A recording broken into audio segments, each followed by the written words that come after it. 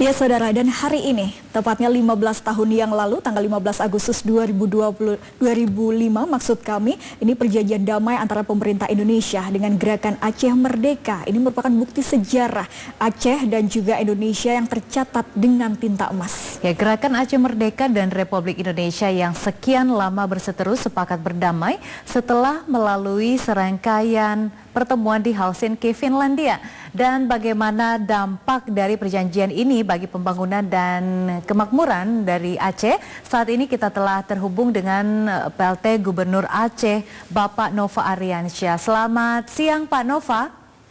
Selamat siang Mbak Siska, Mbak Natasha. Baik. Assalamualaikum warahmatullahi wabarakatuh. Waalaikumsalam. Pak Nova, 15 tahun ini 15 tahun sudah perjanjian damai Helsinki. Saat ini apa kemudian kondisi terbaru atau perkembangan dari Aceh saat ini, Pak? Ya, alhamdulillah sampai saat ini Aceh sudah sangat baik. Dampak dari perjanjian damai 15 tahun yang lalu tambah hari semakin baik, dan hari ini saya pikir kasat mata di mana-mana, di kota, di desa, di seluruh pelosok di Aceh, suasana damai sudah terasa sangat kental dan kondisi normal sangat mewarnai kehidupan kita sehari-hari. Dan dalam suasana COVID pun kita sangat kolaboratif semua stakeholder di masyarakat. Karena memang damai di sini di Aceh sudah menjadi bagian yang tidak terpisahkan dari kehidupan kita sehari-hari. 15 tahun perjanjian damai benar-benar sudah kita rasakan manfaatnya di Aceh.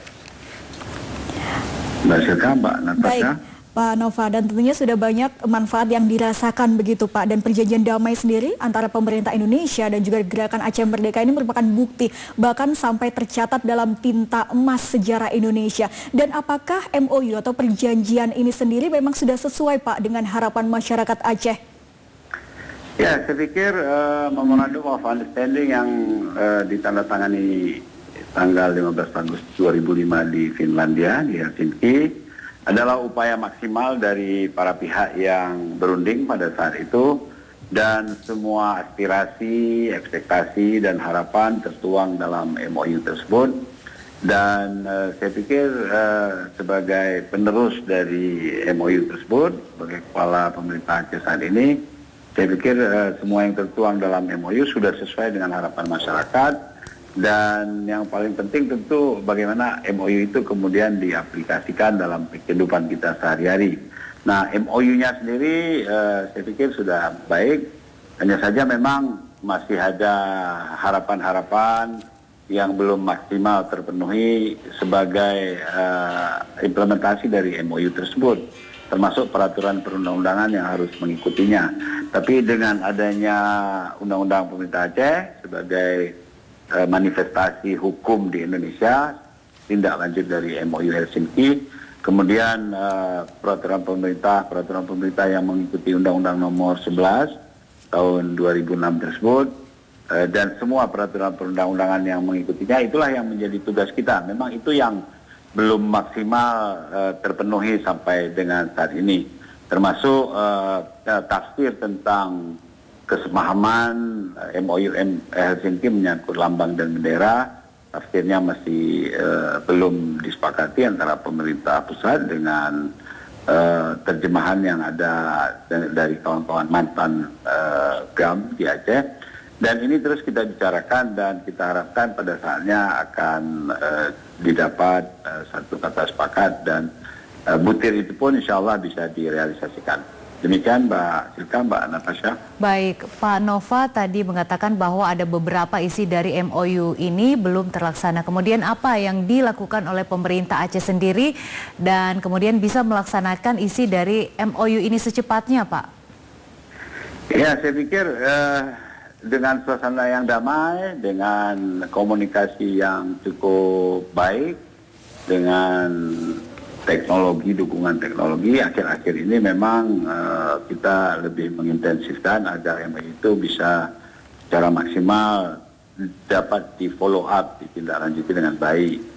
Dan pemerintah Aceh melalui semua sel-selnya yang ada di pemerintahan, semua unsur birokrasi dan lembaga khusus yang dibentuk berdasarkan MOU itu, ada Wali Nangro, ada Majelis Pemusyawaratan Ulama, ada Majelis Pendidikan Aceh, kemudian Badan Reintegrasi Aceh, itu semuanya kolaboratif. Kita melakukan komunikasi yang intens, termasuk yang dilakukan terakhir oleh Wali Nangro beserta kawan-kawan mantan GAM yang bertemu langsung dengan Presiden Joko Widodo di istana. Dan waktu itu Pak Presiden memang menindaklanjuti dengan mengidentifikasi semua permasalahan yang masih tersisa, yang masih belum selesai. Dan waktu itu dalam waktu 100 hari diperkirakan akan selesai identifikasi itu untuk dicarikan satu-satu penyelesaiannya. Ya, tapi Tuhan berkehendak lain, kita bertemu dengan wabah COVID dan kemudian itu sementara agak tertunda, masih tertunda. Tapi secara intens kita masih melakukan komunikasi untuk identifikasi yang sudah kita sepakati untuk kita selesaikan itu satu-satu kita coba selesaikan. Dan ada implikasi besar terhadap butir-butir itu yang di muaranya, di hilirnya itu kita selesaikan. Kalau menyangkut ekonomi dan infrastruktur itu langsung kita selesaikan. Ada hal-hal yang menyangkut hal-hal yang mendasar, yang prinsip yang masih perlu pembicaraan lebih lanjut itu terus berlangsung. Mbak Silka, Mbak Natasha. Baik, Pak Nova, tadi juga disampaikan bahwa sektor ekonomi, kemudian juga infrastruktur langsung dikerjakan. Artinya memang sektor ekonomi ini menjadi prioritas seperti itu Pak Nova ya. Dan juga melihat dengan sumber daya alam di Aceh yang sangat luar biasa potensinya. Juga bagaimana terkait dengan investasi yang ada di Aceh, mungkin yang saat ini masih minim Pak Nova, bagaimana upaya pemerintah Aceh sendiri? Ya, kalau diukur, dihadap-hadapkan apple to apple, head to head dengan provinsi yang lain, tentu Aceh masih minim. Tapi kalau starting point-nya sejak masa konflik hingga titik hari ini, itu kenaikan investasi di Aceh sangat signifikan. Penurunan angka kemiskinan di Aceh sangat signifikan. Dalam masa konflik kita pernah 28-30% angka kemiskinan, tapi hari ini hanya 14,9% kira-kira. Nah, investasi pun hari ini bisa kita lihat satu persatu secara terukur. Sangat banyak calon investor yang sudah masuk, misalnya investor dalam bidang oil and gas, itu investasi besar. Ada Mubadala, ada Zaratek, ada Premier Oil, dan ada satu lagi Repsol di Blok Andaman di Selat Malaka. Kemudian ada PLTU di Nagan Raya, China datang itu 2 kali 200 megawatt. Ada investasi dalam negeri di Nagan Raya, PLTU 8 megawatt. Kemarin saya baru saja cerita tentang pembangkit panas bumi di Selawah dan di Sabang.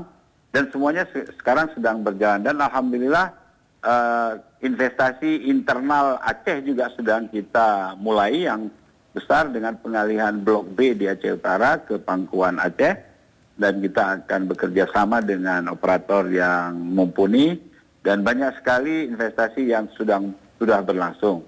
Ya memang kita tidak memperkirakan pandemi datang di awal tahun ini, tapi sampai saat ini pembicaraan saya dengan calon-calon investor tetap berlangsung, dan tanggal 20-an atau sekitar tanggal 22-23 Duta Besar Arab Saudi akan ke Aceh, akan menjajaki investasi di Kek Arun, Lok Semawe, di Sabang. Kemudian yang sudah matang adalah pembangunan perguruan tinggi Raja Abdullah yang akan dibangun di Aceh, dan itu sudah akan segera terwujud. Nah, Duta Besar Arab Saudi, kemudian Duta Besar India sudah berkali-kali ke Aceh, kemudian awal tahun ini saya juga ke Dubai dan Abu Dhabi. Komitmen tentang investasi di Aceh sudah kita dapatkan. Lagi-lagi kita bersabar sebentar, mudah-mudahan COVID cepat berlalu dan investasi tersebut akan terrealisasi di Aceh.